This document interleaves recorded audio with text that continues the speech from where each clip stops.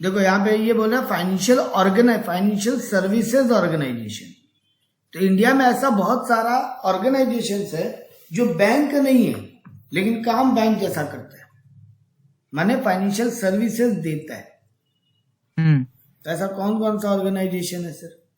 देखो यहाँ पे पहले जैसे बोला what do you mean by NBFC, तो पहले वही समझाइए एनबीएफसी होता क्या है। तो जो तुमको ज्ञान में दिया वही ज्ञान है कि जो बैंक नहीं है लेकिन बैंक जैसा काम कर रहा है, मतलब नॉन बैंकिंग है लेकिन काम फाइनेंस का करता है।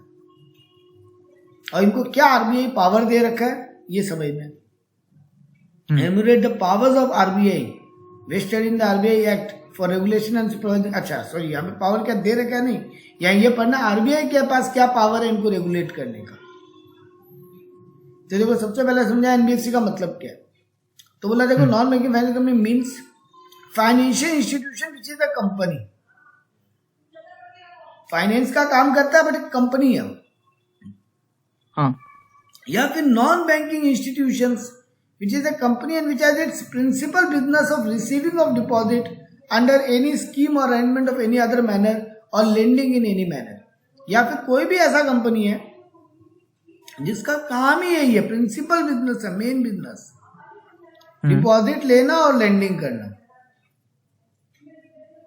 Such other non-banking institutions or class of such as RBI with previous approval of central government and by notification in the official gazette specify। तो पहले बोला कोई भी फाइनेंशियल इंस्टीट्यूशन जो खुद कंपनी है वो एनबीएफसी है। कोई भी ऐसा नॉन बैंकिंग कंपनी जिसका मेन बिजनेस ही है डिपॉजिट लेना या लोन देना, या फिर जिसको आरबीआई सेंट्रल गवर्नमेंट के परमिशन से ये स्टेटस दे के रखा है। हाँ, ये तीनों को ही एनबीएफसी बोला। ठीक है, जैसे तुमको बहुत बढ़िया एग्जांपल देते हैं, अभी रिसेंट टाइम में बजाज फाइनेंस का शेयर आया मार्केट में। हाँ, तो बजाज फाइनेंस एक एनबीएफसी है क्योंकि वो एक कंपनी है जिसका काम है फाइनेंस का। हाँ, ठीक है ना। मेरे घर के पास एक उज्जीवन फाइनेंस है, तुम मुथूट फाइनेंस का नाम सुने हो, हाँ सर, चोलामंडलम फाइनेंस का नाम सुने हो, मन्नीपुरम गोल्ड लोन का नाम सुने हो। इन सबको आरबीआई स्टेटस दे के रखा है। इनका प्रिंसिपल बिजनेस है लोगों से डिपॉजिट लेना या लोगों को लोन देना। हाँ, तो ये बैंक नहीं है, बस काम सारा बैंक जैसा कर रहा है, इतना ही मेन बात है और कुछ नहीं। मतलब registered as per banking act नहीं है, वो प्रॉपर बैंक नहीं। यहां पे भी बोला इनको भी आरबीआई में रजिस्ट्रेशन लेना पड़ेगा। हाँ, इनको भी मैंडेटरी रजिस्ट्रेशन है विद आरबीआई। इनका रेगुलेटरी फ्रेमवर्क भी पूरा आरबीआई के पास ही है। मतलब इनको पूरा आरबीआई के पास पूरा पावर है। चैप्टर 3B में आरबीआई एक्ट का जो एक्ट है कि आरबीआई ही इनके लिए रूल रेगुलेशन बनाएगा, इनके काम के लिए आरबीआई जिम्मेदारी लेगा। मतलब इनको लाइसेंस भी आरबीआई देगा और इनके लिए रूल रेगुलेशन भी आरबीआई बनाएगा। हाँ, the regulatory and supervisory objective is, जब आरबीआई इनको रेगुलेट कर रहा होगा या आरबीआई इन पे नजर रख रहा होगा, सुपरवाइज कर रहा होगा, तो आरबीआई का मेन ऑब्जेक्टिव क्या होगा? Healthy growth of financial companies. ये फाइनेंशियल कंपनीज का हेल्दी ग्रोथ हो और ये कंपनी अपना काम प्रॉपर सिस्टम और पॉलिसी के विदिन में रह के काम करे। मतलब ये लोग रूल अपना फ्रेमवर्क बनाएंगे, आरबीआई को सबमिट करेंगे, आरबीआई उसको अप्रूवल देगा कि इनका सिस्टम कैसा होगा। तो मेन आरबीआई का दो ही ऑब्जेक्टिव है कि कंपनियों का हेल्दी ग्रोथ हो और ये प्रॉपर सिस्टम में काम करे, इसीलिए आरबीआई इनको कंट्रोल करता है। हाँ, हम पहले बोला इन पे सर्विलियंस भी आरबीआई करेगा, मतलब नजर भी आरबीआई रख रहा है, चेकिंग भी आरबीआई करवाएगा इन लोगों को। मतलब ज्ञान दे रहा है कि क्या क्या काम इनका आरबीआई करेगा। आरबीआई इनका सर्विलियंस करेगा, आरबीआई इनको रूल रेगुलेशन बना के देगा, आरबीआई इनको रजिस्ट्रेशन करके देगा। ठीक है। हाँ सर। तो देखो यहाँ पे वही बोला, आरबीआई इनको डायरेक्शन दे रहा है, आरबीआई इनका पॉलिसी ले डाउन कर रहा है, आरबीआई इनको रजिस्टर करवा रहा है, आरबीआई इनको इंस्पेक्ट कर रहा है, आरबीआई इनको सुपरवाइज कर रहा है, आरबीआई इनको सर्विलियंस में भी रख रहा है। आरबीआई इन पे पेनल्टी लगाएगा। Following panel action can be taken by RBI. RBI इनका सर्टिफिकेट कैंसिल भी कर सकता है। अरे जो आरबीआई दे सकता है तो कैंसिल भी वही करेगा।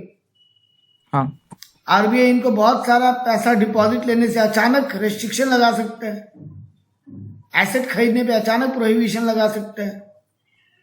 इनको वाइंडिंग अप भी कर सकता है, मतलब इनका कंपनी को ताला भी लगवा सकता है, बंद भी करवा सकता है। तो सब काम आरबीआई करेगा। फालतू आंसर था बस, खाली मेन इसमें काम था आरबीआई को ही पूरा पावर है और ये होता क्या है। अब आ रहा है state the requirement for registration of NBFC. ये काम का क्वेश्चन है। जब तुम एक एनबीएफसी खोलना चाहते हो तो क्या क्या रिक्वायरमेंट तुमको फुलफिल करना पड़ेगा। तो यहां बोला all non banking financial company have to mandatory register with RBI. तो पहला फालतू ज्ञान था कि आरबीआई में रजिस्टर करना पड़ेगा। रजिस्टर करने के लिए रिक्वायरमेंट क्या होगा, वो मेन आंसर है। सेल कमेंस और carry on the business of NBFC institute without obtaining A certificate of registration. मतलब ये लोग नहीं कर पाएंगे बिना, जब तक रजिस्ट्रेशन सर्टिफिकेट नहीं मिला तब तक काम नहीं चालू कर सकते। सर अगेन ये कोई काम का बात नहीं था, काम का बात अगला लाइन है। इनका नेट ओन्ड फंड कितना होना पड़ेगा, 25 लाख और such other amount not exceeding 100 crore as per the RBI में स्पेसिफाई। मिनिमम 25 लाख का net own fund, maximum 100 crore. उससे ज्यादा नहीं होगा, 25 लाख से कम नहीं होना चाहिए। नेट ओन फंड मतलब खुद का कैपिटल। बाद में पब्लिक से तो उठाओगे पैसा, लेकिन खुद का कैपिटल, नेट ओन फंड मतलब जिनको चालू कर रहे हैं उनके फंड का बात हो रहा है। द आरबीआई में notify different amount of net own fund for different category of NBFC. RBI NBFC का बहुत सारा कैटेगरी बना रखा, आगे बढ़ेंगे उनके लिए वो लोग अलग अलग क्राइटेरिया रख सकते हैं। आरबीआई का एक प्रॉपर फॉर्मेट दिया हुआ है, उसी में एप्लीकेशन करेंगे। तो ये तो हर दुनिया का ज्ञान है। तुम कहीं भी रजिस्ट्रेशन करने जाते हो तो फिक्स फॉर्मेट होता है ना, उसको फिलअप करना पड़ता है। और भी क्या कंडीशन है रजिस्ट्रेशन लेने के लिए। आरबीआई खाली इतना थोड़ी देखेगा कि तुम्हारा नेट ओन फंड 25 लाख से ज्यादा और 100 करोड़ से कम, तो जाओ रजिस्ट्रेशन दे दिए, ऐसा नहीं होता ना सर। बहुत सारा कंडीशन फुलफिल करना पड़ता होगा और भी। हाँ, तो यह भी बताया may require to satisfy the inspection of books of NBFC and otherwise the following conditions. क्या क्या? पहला बात है ability of the NBFC to pay the depositors. क्या तुम्हारा इतना एबिलिटी है कि कल को अगर तुमसे कोई क्लेम मांगने आ जाए, डिपॉजिटर जो पैसा जमा किया है, तुम दे पाओगे? ठीक है ना। जब जब क्लेम देने का डेट आएगा, क्लेम दे पाओगे कि नहीं, ये आरबीआई चेक करेगा। मतलब तुम्हारा फाइनेंशियल स्ट्रेंथ को चेक करेगा। तुम्हारा क्या क्या डे टू डे काम वो कर रहे हो तुम, वो सब चेक करवाएगा। Affairs of the NBFC are not likely to be conducted in a manner determined of the interest of it present future और डिपॉजिटर। तुम ऐसा कोई काम नहीं कर सकते जो प्रेजेंट या फ्यूचर डिपॉजिटर के इंटरेस्ट के अगेंस्ट हो, मतलब उनका पैसा डूब जाए। तुम्हारे मैनेजमेंट का फीचर्स, तो general character of management of the propose management of NBFC shall not be prejudicial to the public interest. तुम्हारा मैनेजमेंट में ऐसा कोई लोग नहीं हो जो कभी भी पब्लिक इंटरेस्ट के अगेंस्ट में काम करता हुआ पकड़ा गया। The NBFC is adequate capital structure and earning prospects. तो ऊपर तो ज्ञान दे ही दिया था, कैपिटल स्ट्रक्चर कितना होना चाहिए और अर्निंग करने का कैपेसिटी कितना है। तुम जो काम कर रहे हो, तुम जो प्लान कर रहे हो, उसमें प्रॉफिट का चांस कितना है वो भी चेक करेगा। जब देखेगा कि सब चीज पब्लिक इंटरेस्ट में है, तभी तुमको सर्टिफिकेट ऑफ रजिस्ट्रेशन का ग्रांटिंग मिलेगा। तो पब्लिक इंटरेस्ट में काम होना चाहिए तुम्हारा सारा। मॉनेटरी स्टेबिलिटी होना चाहिए, इकोनॉमिक ग्रोथ होना चाहिए तुम्हारे बिजनेस का, तभी तुमको लाइसेंस मिलेगा।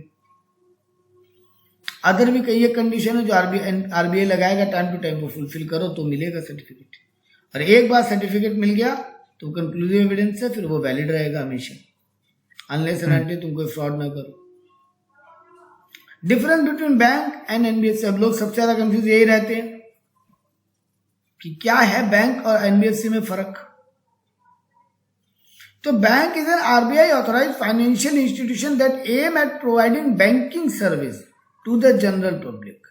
ये लोग बैंकिंग सर्विस दे रहा है जनरल पब्लिक को। एनबीएफसी बैंकिंग का सारा सर्विस नहीं देता ना, नहीं, वो सिर्फ पैसा डिपॉजिट करना और लोन लेना, वो सब का काम करके देगा। तुम बोलोगे मेरे यहाँ से हम चेक काट के दे रहे हैं, दिल्ली में मेरे पार्टी है उसको पेमेंट करवा दो, ये सब नहीं करता एनबीएफसी। हाँ, एनबीएफसी इज अ कंपनी, क्योंकि यहाँ पे RBI financial institution, RBI authorised the bank, यहाँ बोल रहा है ये engage in the business of loan and advance only, या फिर शेयर स्टॉक डिवेंचर खरीदने और ये सब करने का काम है। गवर्नमेंट का या लोकल अथॉरिटी का या मार्केटेबल सिक्योरिटी, ये सब खरीदेगा। इंश्योरेंस का बिजनेस, ये सब में इन्वॉल्व है। चिट फंड का बिजनेस, ये यानी घुमा फिरा के लोग पब्लिक से पैसा लेना और लोगों को लोन देने का ही काम कर रहा है बस, इसके अलावा और कोई काम में इन्वॉल्व नहीं। नहीं है। जबकि यहां पर ये लोग को जनरल पब्लिक को सर्विस देने का काम हो रहा है, सारा बैंकिंग फैसिलिटी का। तो बैंक ज्यादा काम करता है, बैंक का ब्रॉडर एक्टिविटीज है। Bank can accept term deposit as well as demand deposit. NBFC can not accept term deposit, sorry can only accept term deposit, not demand deposit.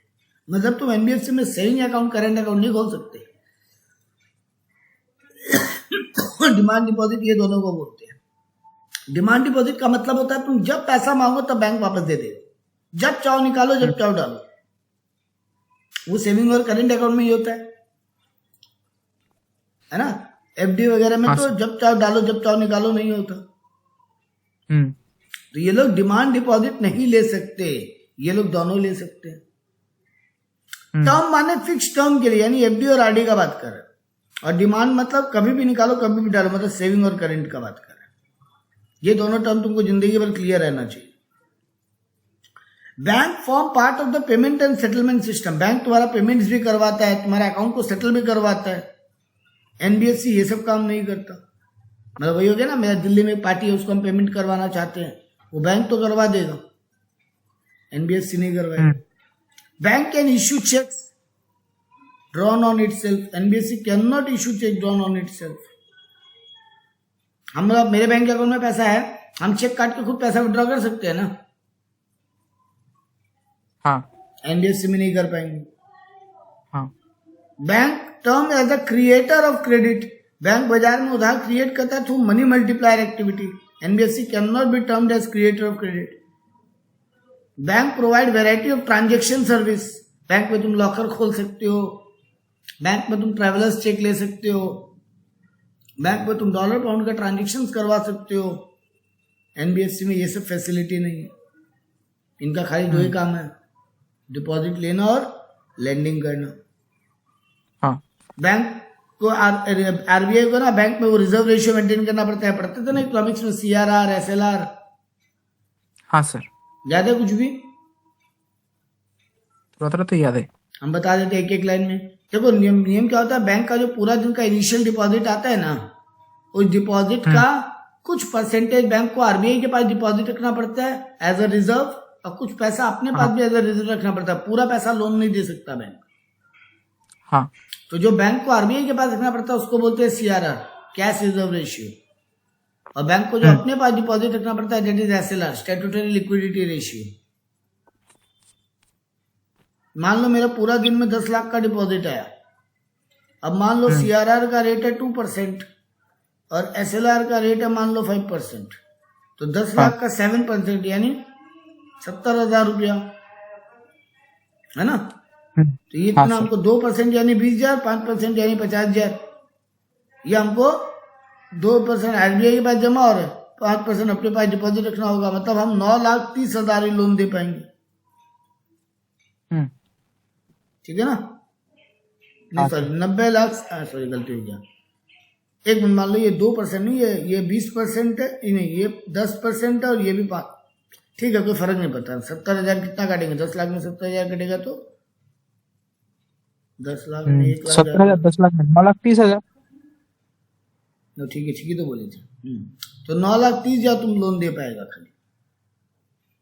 ये bank में ये कंपल्सन होता है कि ये रिजर्व रेशियो, इन दोनों को रिजर्व रेशियो मिला के रिजर्व रेशियो बोलते हैं। लेकिन एनबीएफसी में ऐसा कोई रिजर्व रेशियो का रिक्वायरमेंट नहीं है आरबीआई से।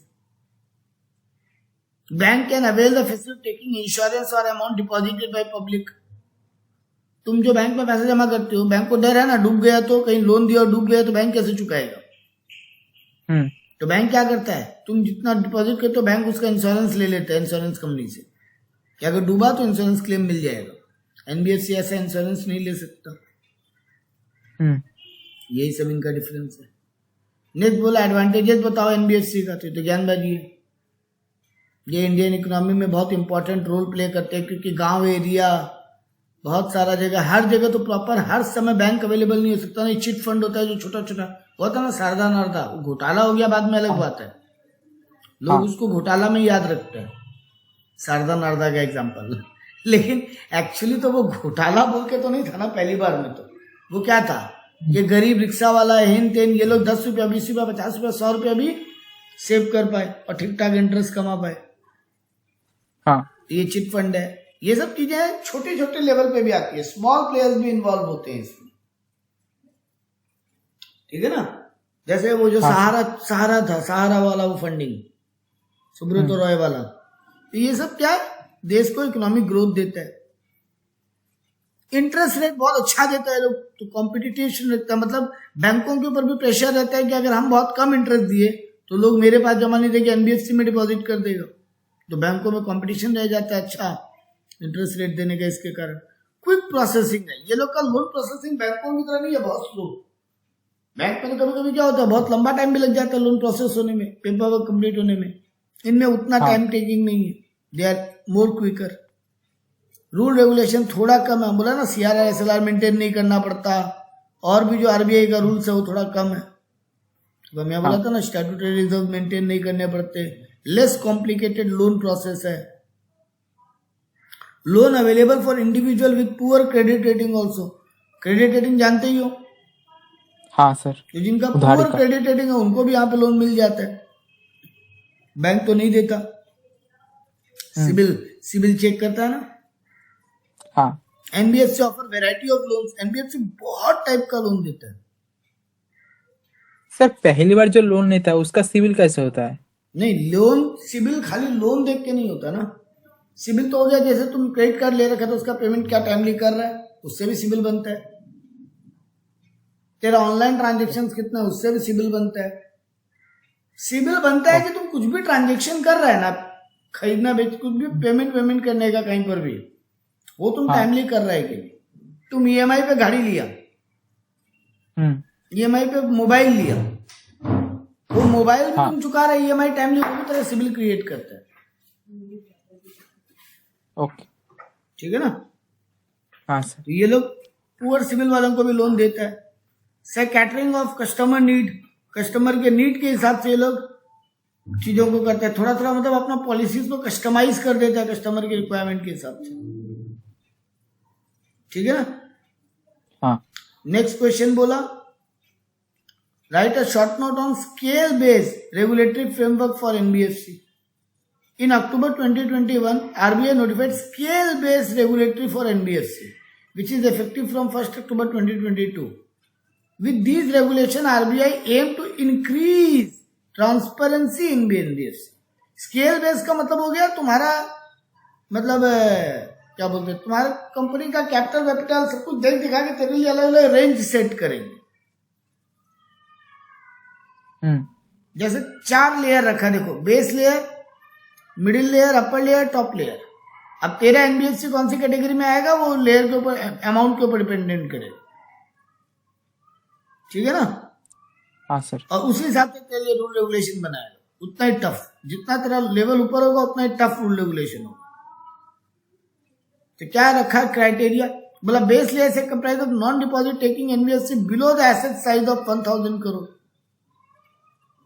Peer to peer lending platform, account aggregator, non-operative financial holding companies, NBFC not availing public fund and not having any customer interface, जो पब्लिक से पैसा नहीं ले रहे उतना, और ज्यादा कस्टमर का डायरेक्ट इंटरेक्शन नहीं है उनका, और जिनका साइज, एसेट साइज 1000 करोड़ से कम है, उनको बोला base layer.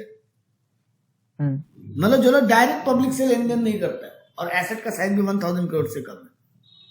Middle layer consists of all deposit taking NBFC, non-deposit taking NBFC with asset size of 1000 crore and above.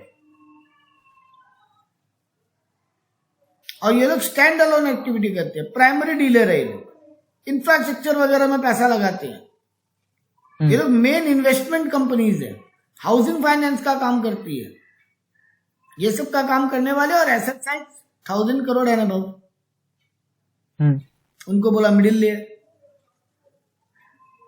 ठीक।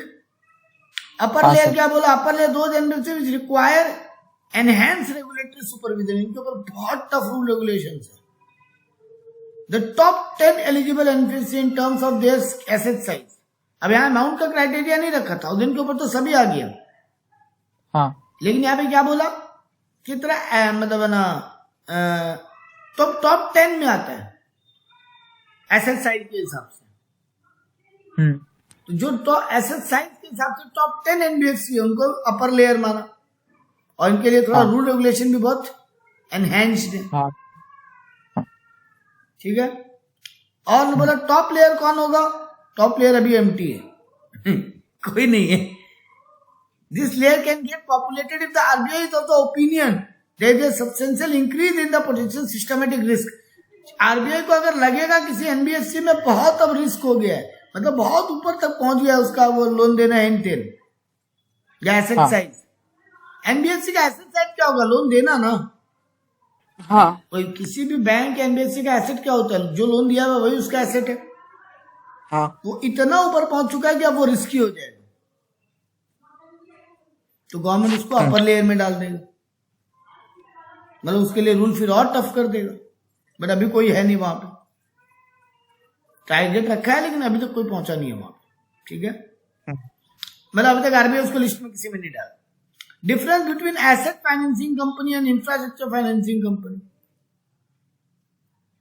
जो एनबीएफसी तुमको ऑटोमोबाइल, ट्रैक्टर, मशीन, जनरेटर, वो अर्थ मूविंग मटेरियल इक्विपमेंट्स, जो power या इलेक्ट्रिसिटी पे काम करने वाला एसेट्स, या जो जनरल इंडस्ट्रीज एसेट होगा, जिस इंडस्ट्रीज में जो काम आ रहा है, जनरल मशीन्स, ये सब जो खरीदने के लिए फाइनेंस देता है, जिनका प्रिंसिपल बिजनेस ये सब को फाइनेंस करने का है, उनको बोलते हैं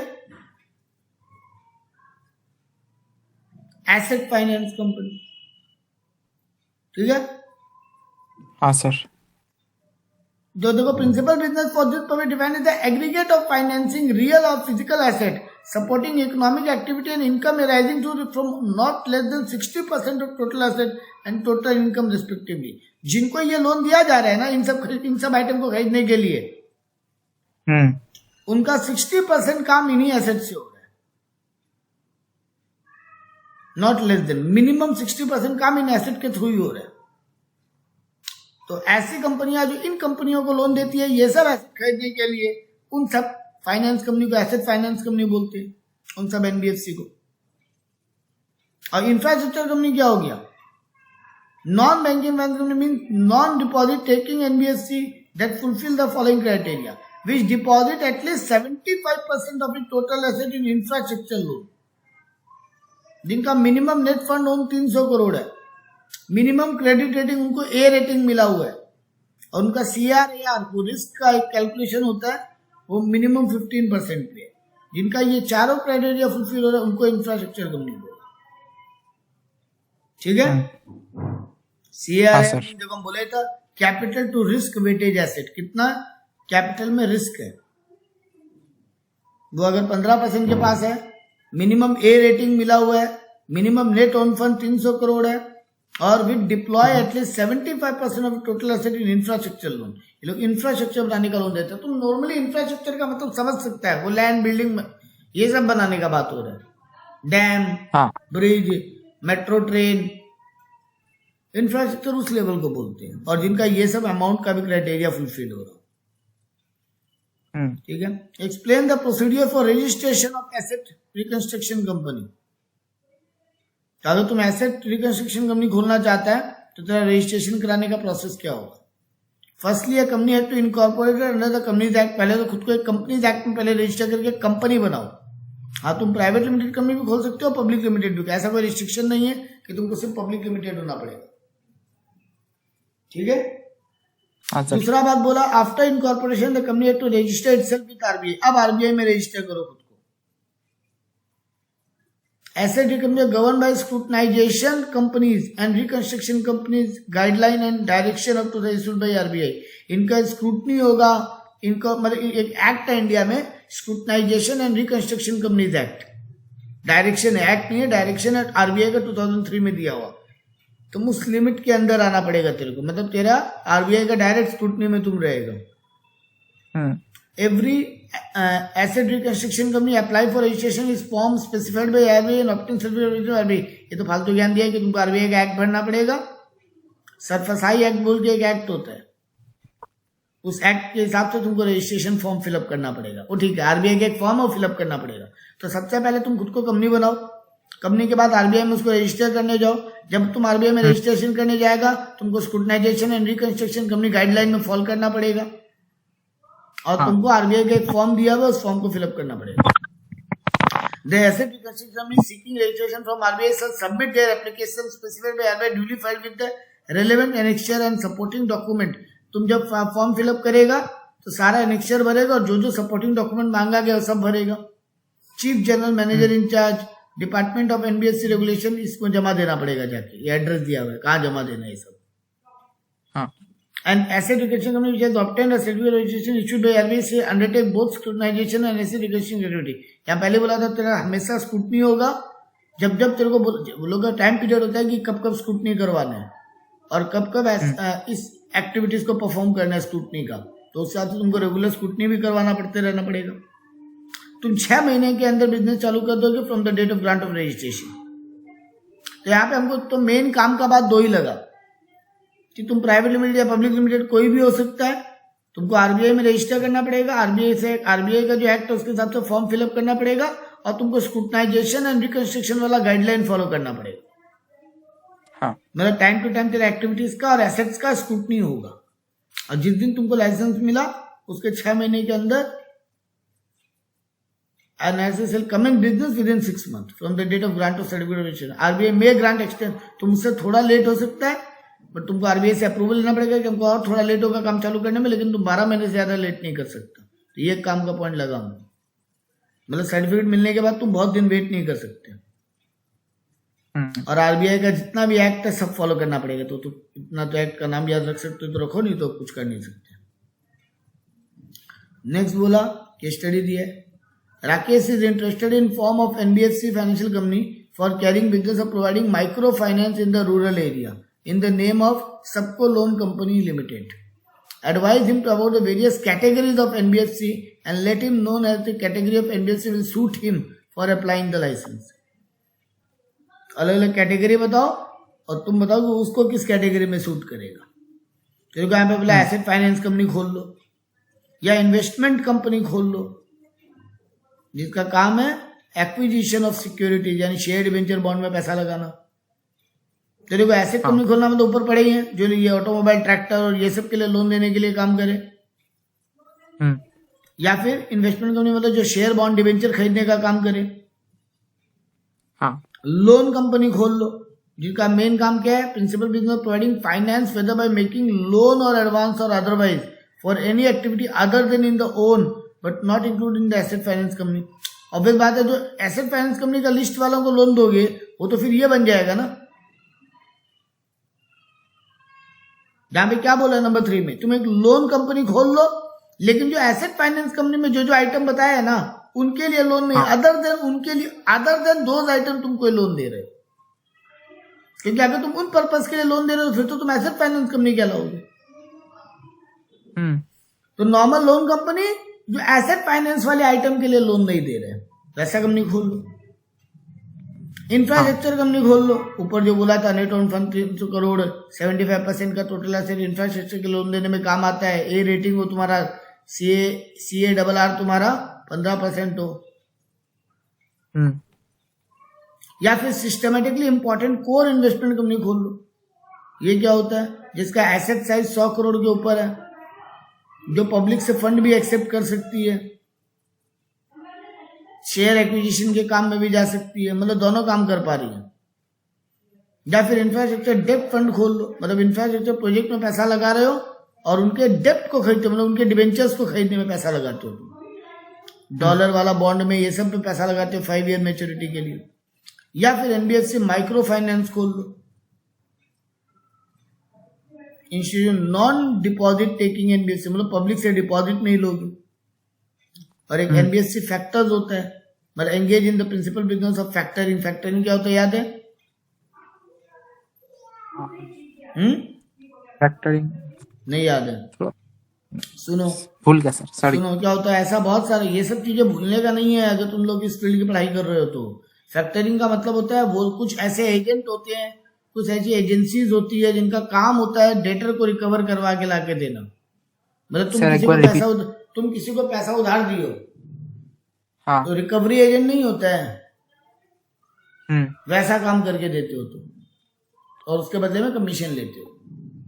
या फिर तुम ऐसा ही पार्टी ढूंढ के देते हो कि हम जिनको सामान बेचे उनसे पैसा रिकवरी करने की जिम्मेदारी तुम खुद ही ले रहे हो, वो पार्टी पैसा बाद में देगा, तुम हमको 70-80% फंड पहले दे रहे हो, अब तुम्हारा जिम्मेदारी है उससे पैसा रिकवर करना। इस टाइप का कंपनी को जो फैक्टरिंग का बिजनेस होता है, मतलब तुम्हारा डेटा रिकवरी का काम करवा के देते हैं। ये बहुत छोटा बात बोला, बड़ा बात ये होता है कि बोलो खुद ही तुमको डेटा ढूंढ के देगा कि इनको माल बेचो, इनका पैसा नहीं डूबेगा, इसकी जिम्मेदारी हम लेते हैं, डूबा तो हम पैसा देंगे, और बदले में ये 2% 5% जो भी अपना कमीशन रखेंगे।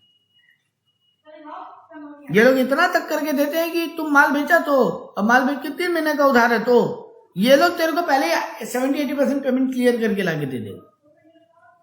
मतलब ये लोग तेरा माल ही ऐसा बिकवा रहे जहां पर ये लोग गारंटी ले, या फिर तुम माल बिकवाए और इनको काम दे रहे हो, तुम्हारा पैसा रिकवरी करके देंगे। तुम ऐसा भी एनबीएफसी खोल सकते हो। तो अब यहाँ पे बोलो राकेश को कौन सा एनबीएफसी खोलना चाहिए?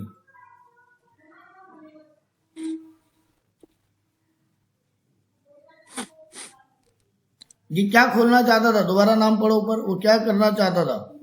Micro finance in rural area. Micro finance in rural area. तो तुम इसको बोलोगे ये रहा माइक्रो फाइनेंस वाला, तुम एक कंपनी बताए हो ना, ये रहा, इसको माइक्रो फाइनेंस वाला ऑप्शन दो, ठीक है ना?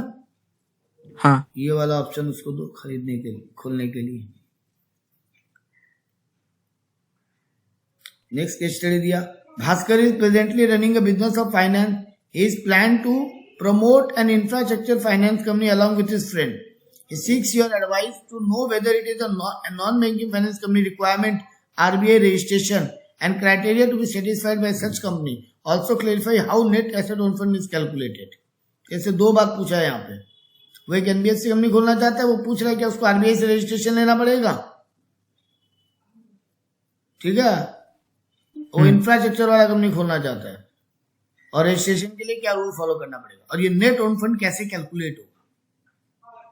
तो यहाँ पे एक्चुअली पहले बताया इंफ्रास्ट्रक्चर फाइनेंस कंपनी खोलने के लिए क्या रूल है sir, 75% of the total asset मेरा इंफ्रास्ट्रक्चर लोन में ही जाना चाहिए, मेरा net own fund 300 crore A rated category होनी चाहिए, सीएआर 15% होना चाहिए, ठीक है ना? हाँ सर। तो ये क्राइटेरिया अगर हम ये फुलफिल करते हैं, आरबीआई से रजिस्ट्रेशन मिल जाएगा। अब तुमसे सेकंड क्वेश्चन वो पूछा तुम्हारा दोस्त कि ये नेट ओन फंड कैलकुलेट कैसे होगा, जो 300 करोड़ कैलकुलेट करना है। तो देखो यहाँ पे समझाया, the aggregate of paid up capital and free reserve, जो तुम्हारा बैलेंस शीट में दिया हुआ है ना, paid up capital plus free reserve, balance sheet में अपने देते हैं ना, equity share capital, preference share capital और रिजर्व एंड सरप्लस, इनको जोड़ना पड़ेगा। लेकिन इनमें क्या क्या नहीं लेंगे, अच्छा क्या माइनस करेंगे? तो सर अगर रिजर्व एंड सरप्लस में प्रॉफिट है तो ऐड करेंगे, लॉस है तो माइनस करेंगे, कोई डेफर्ड रेवेन्यू एक्सपेंडिचर माइनस करेंगे, कोई अदर इंटेंजिबल एसेट है तो माइनस कर देंगे। अब इसमें से और क्या रिड्यूस करेंगे? Investment of such company in shares of, अगर तेरी कंपनी का यहाँ पे कोई इन्वेस्टमेंट दिखा के रखा है, बैलेंस शीट में एसेट साइड में इन्वेस्टमेंट होता है, हाँ। तो वो इन्वेस्टमेंट कहाँ पे है? सब्सिडियरी कंपनी में या सेम ग्रुप कंपनी में या फिर other non banking financial company में, तो वो माइनस कर दो। मतलब ये तीनों ऐड करो, equity share capital, preference share capital, reserves and surplus, उसमें से ये 3 आइटम माइनस करो, और इन्वेस्टमेंट अगर कोई सब्सिडियरी कंपनी या सेम ग्रुप कंपनी या एनबीएफसी में है तो वो भी माइनस कर दो। हाँ। और क्या माइनस करने बोला? Book value of debenture, bond, outstanding loan made and deposit. तुम अगर कोई सब्सिडियरी कंपनी का डिबेंचर में पैसा लगा रखी हो या सेम ग्रुप कंपनी का डिबेंचर में पैसा लगा रखी हो, 10% of the above book value, ये सब एडलेस कर लो, तुम्हारा नेट ओन फंड आ जाएगा। वो 300 करोड़ से मिल जाएगा, मिनिमम उतना होना चाहिए, उससे ऊपर होना चाहिए या कम से कम उतना, ठीक है? हाँ और वो सर। तुमसे एक क्वेश्चन और पूछा था कि आरबीआई से हमको लेना मैंडेटरी है? हाँ, आरबीआई से रजिस्ट्रेशन मैंडेटरी है। चलो नेक्स्ट क्वेश्चन पूछा, state with reason whether the following company required registration as NBFC. Again same question पूछ लिया तुम, इंफ्रास्ट्रक्चर, एसेट फाइनेंसिंग, यहाँ एक नया आ गया मर्चेंट बैंकिंग। ये तीनों में तुमको पूछा क्या रेगुलेशन है and who is regulating authority, तो सर आरबीआई रेगुलेटिंग अथॉरिटी है। और इनका लिए रूल क्या होगा, तो वही इंफ्रास्ट्रक्चर डेप्ट कंपनी का तुमको रूल बताना है, ऊपर जो पढ़े हो। एसेट फाइनेंस कंपनी का रूल बताना है, ऊपर जो पढ़े हो। मर्चेंट बैंकिंग कंपनी क्या होता है वो पढ़ लो। रेगुलेटेड बाय सेबी, देखो ये देखो अभी इसका कौन आ गया, मर्चेंट बैंकिंग कंपनी को कौन रेगुलेट कर रहा है, आरबीआई नहीं कर रहा है। नाम में देखो मर्चेंट बैंकिंग है, लेकिन कौन रेगुलेट कर रहा है, सेबी। सेबी सेबी। और इसको रजिस्ट्रेशन नहीं लेना है फिर आरबीआई में, क्योंकि इसको रेगुलेट तो सेबी कर रहा है। तो ये मर्चेंट बैंकिंग एक अलग याद रखना ना कि इसको सेबी रेगुलेट नहीं, इसको आरबीआई रेगुलेट नहीं करता, इसको सेबी रेगुलेट करता है। अब यहाँ एक लिस्ट दिया, what are the various class of NBFC on the base of their activity. फिर वही वाला ज्ञान आगे ऊपर पढ़े थे ना, asset finance company, loan company, investment company, infrastructure company, systematic core investment company, infrastructure डेप्ट company, micro finance company, factoring वाला। नया ये आ गया ऑपरेटिंग फाइनेंशियल होल्डिंग कंपनी। तो ये कौन है, जिसका काम है प्रमोटर या promoter group in setting up a new bank. नया बैंक खोलने वाला जो ग्रुप होता है ना, बैंक खोलने वाला, उसको बोलते हैं operating financial holding company. Mortgage guarantee company मतलब जो लोग लोगों से एसेट गिरवी रखवाने का काम करके लोन देता है। जैसे तुम देखते हो कलकत्ता में जितना भी ये बस चलता है ना रोड पे, ये सब किसी न किसी बैंक के पास है ना, किसी एनबीएफसी के पास गिरवी रखा हुआ है। वही लोग इनको लोन दिया वही एसेट खरीदने के लिए, और वही एसेट को गिरवी भी रखवा लिया। अब हमको एक कलकत्ता में टैक्सी चलाना है, हम गया एक बैंक के पास या एक एनबीएफसी के पास, हम बोला हमको टैक्सी खरीदने के लिए पैसा चाहिए। तो बैंक हमको बोलेगा टैक्सी खरीदने के लिए पैसा चाहिए, एसेट क्या गिरवी रखोगे, हम लोग कुछ नहीं है गिरवी रखने को। बैंक बोला एक काम करो, टैक्सी खरीदो, वही टैक्सी को गिरवी रखो, एंड देन जब तक लोन नहीं चुकाओगे टैक्सी का पेपर हमारे पास गिरवी रहेगा। उसको क्या बोलते हैं, मॉर्गेज गारंटी कंपनी। ठीक है। अकाउंट एग्रीगेटर कंपनी, तो जो लोग का collecting information about customer financial asset in a consolidated organised and retrieval manner as to the customer और other specified by the customer. तुम कस्टमर हो, तुम दूसरे कस्टमर का डिटेल लेना चाहते हो, उस कंपनी को हमको लोन देना है कि नहीं, उस कंपनी में हमको पैसा लगाना है कि नहीं, उनको बोलते हैं aggregator company. Peer to peer lending मतलब एक एनबीएफसी जो दूसरे एनबीएफसी को लोन देता है। एक एनबीएफसी जो इंश्योरेंस कंपनी को लोन देता है, मतलब बिजनेसमैन टू बिजनेसमैन वाला बात हो रहा है। सेम बिजनेस, पीयर का मतलब होता है सेम। जैसे बहुत बार बोलते हैं ना, मेरा स्कूल में जब हम पढ़ रहे हैं तो ये मेरे पीयर है, पीयर है मतलब मेरा को स्टूडेंट है, कलीग है, कलीग। ऑफिस में काम कर रहा है तो मेरा को वर्कर है, मेरा कलीग है। तो यहाँ पे पीयर कौन हो गया, एक बैंक के लिए पीयर हो गया, अदर बैंक या कोई लोन देने वाला कंपनी। हाँ। तो ये लोग मतलब तुम एक एनबीएफसी खोला है और तुम किनको लोन दे रहे, ये जो बड़ी बड़ी कंपनियां जो लोन देने का काम करते हैं उनको लोन दे रहे। जैसे तुम मान लो एक एनबीएफसी खोला है, तुम हमको हम बजाज फाइनेंस है, तुम हमको लोन दे रहे और हम आगे पब्लिक को लोन दे रहे। समझ में आया? हाँ सर। आज यहीं रोकते हैं एक बार। हाँ, इसका नेक्स्ट क्लास में इसको कंप्लीट कर देंगे। या ओके स्टार्ट सर। करने में थोड़ा सा लेट हो गए थे अपने।